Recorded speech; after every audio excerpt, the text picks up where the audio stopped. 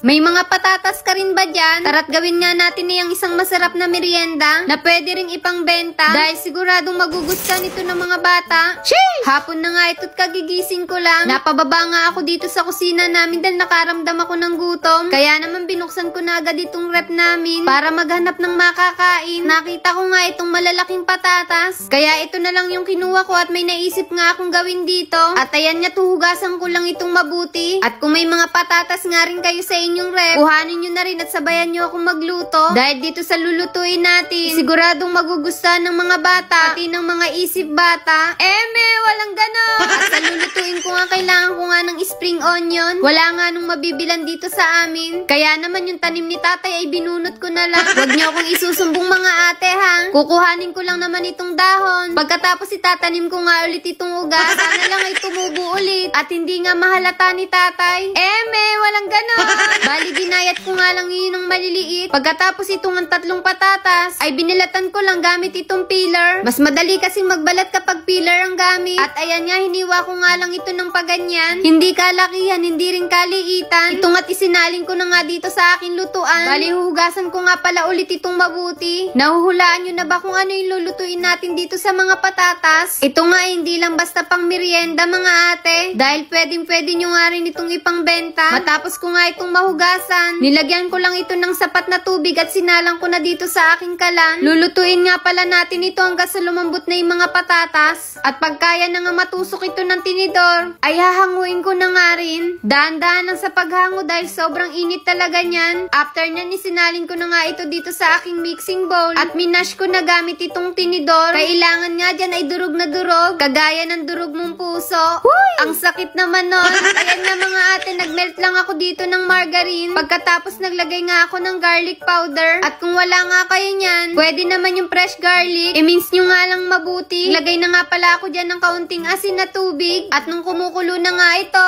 naglagay nga lang ako ng 5 kutsarang harina. Pagkatapos nga, ipagmimix lang natin itong mabuti. At kapag kaganyan na nga'y consistency, saka natin ihahalo itong minash nating mga patatas. At ipagpapatuloy nga lang natin ang paghahalo dito. Kaya nga pala, bukas pa nga rin ang aking kalan dito. Pero naka-low heat na lang siya. At pinagpatuloy lang ang paghahalo hanggang sa maging ganyan ay consistency. Ita-transfer ko na nga ulit yan sa aking mixing bowl. At maglalagay ng ginadgad na keso. Yan nga pala ay optional lang dahil may nakita pa nga akong tira sa ref. Katapos inihalo ko na nga rin yung spring onion. Naglagay ng 5 kutsarang cornstarch. At hahaluin nga lang natin ito hanggang sa maging parang dough na siya. At pag ganyan na nga yan, mag-uumpisa na rin tayo ditong magbilog. Alam ko naman dyan kayo magaling ang mambilog ng ulo.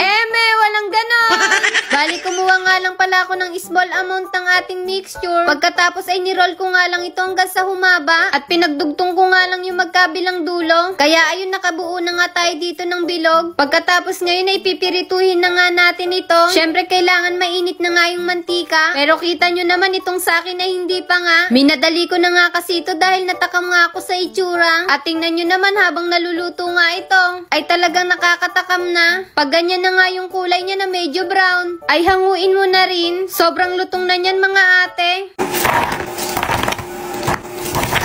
At ganun nga lang kadali nakagawa na nga tayo ng potato ring. Yung kalahati nga nito ay lalagyan ko nga ng cheese. Kaya matatawag na nga ito ng potato cheese ring. Grabe, ang sarap niyan mga ate. Syempre, mas masarap kapag may dipping sauce. Ketchup at mayonnaise nga lang iyon.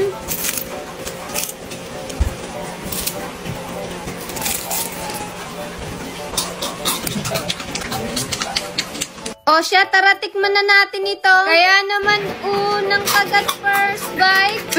Ang sarap. Tapos isasawsaw mo pa siya dito sa dipping sauce. Grabe, solved na naman nga ang merienda ko. Kaya kung nag-iisip nga rin kayo ng pang merienda, at syempre pang negosyo na rin, subukan nyo nga itong niluto ko mga ate. Siguradong patok nga ito sa mga bata, at maging sa mga isip bata. Walang ganon. Pero kidding aside mga ate, na-enjoy ko nga yung pagkain dito. At kapag napanood nyo nga ito, ipaki-comment naman kung taga saan kayo para alam namin kung hanggang saan umabot itong video. At ayun lang, bye-bye!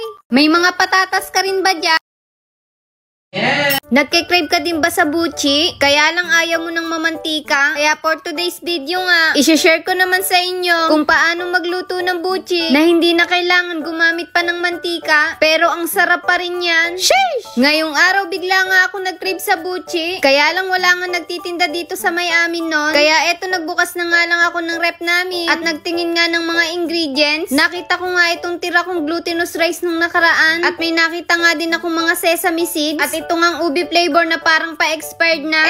Walang ganon. At kinuha ko na nga rin pala yung keso na kabibili ko lang kanina. At itong ang tirang glutinous rice, sinaling ko na nga dito sa aking mixing bowl. At naglagay na nga ako dito ng ubi food color na 1 teaspoon, 1 cup ng asukal. Sa asukal kung wala kayo, pwede naman yung sugar. Walang ganon.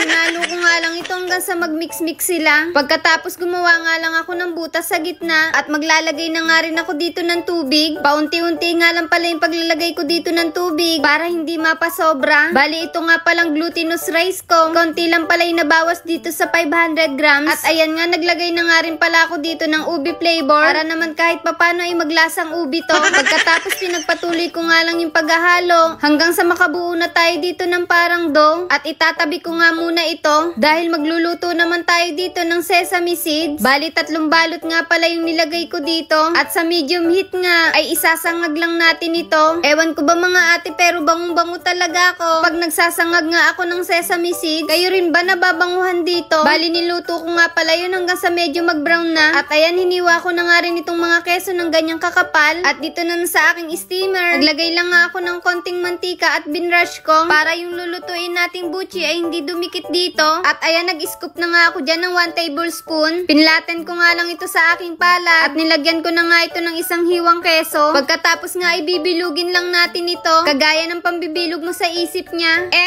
Walang ganon. At gagawin nga lang pala natin ito ng paulit-ulit hanggang sa matapos na natin. Ali, dito nga sa lulutuin nating buchi ay hindi nga tayo gagamit ng mantika dahil alam naman natin ngayon na ang mahal talaga ng mantika at yung iba nga gustong kumain ng buchi kaya lang ayaw ng mamantika. Kaya subukan nyo nga yung ganitong way. Siguradong healthy pa yung kakainin nyo. Bali, iyan in-steam ko nga lang pala yan ng 40 minutes. After nyan, hinango ko na rin. Pagkatapos ay inilagay ko na nga dito sa sinangag nating sesame seeds. At dito nga dapat pagkahango nyo ay ipagulong nyo na kagad dito sa sesame seeds. Dahil pag lumamig ito, hindi na nga didikit ang ating sesame seeds dito sa ating buchi. At ganun lang nga kadali mga ate. Meron na tayong napakasarap na buchi na hindi niluto sa mantika. At alam nyo ba, pwede nyo nga rin itong ipangbenta dahil ang sarap nyan mga ate. Yung tamis nga na nagawa ko ay saktong-sakto lang. At tingnan nyo naman yung loob kapag biniyak nyo. Sobrang nakakatakam talaga dahil sobrang daming cheese. Kaya tara, tikman na natin ito. Syempre, iinggitin ko muna kayo. Unang kagat, first bite. Ang sarap. Promise mga ate, ang sarap talaga. Kung hindi nga kayo naniniwala sa sinasabi ko, ay bakit hindi nyo subukan?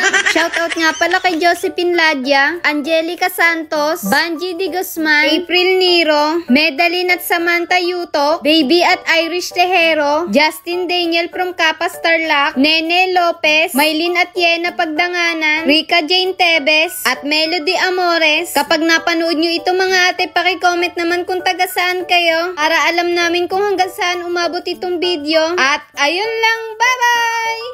Nagkikrave ka din ba sa buchi?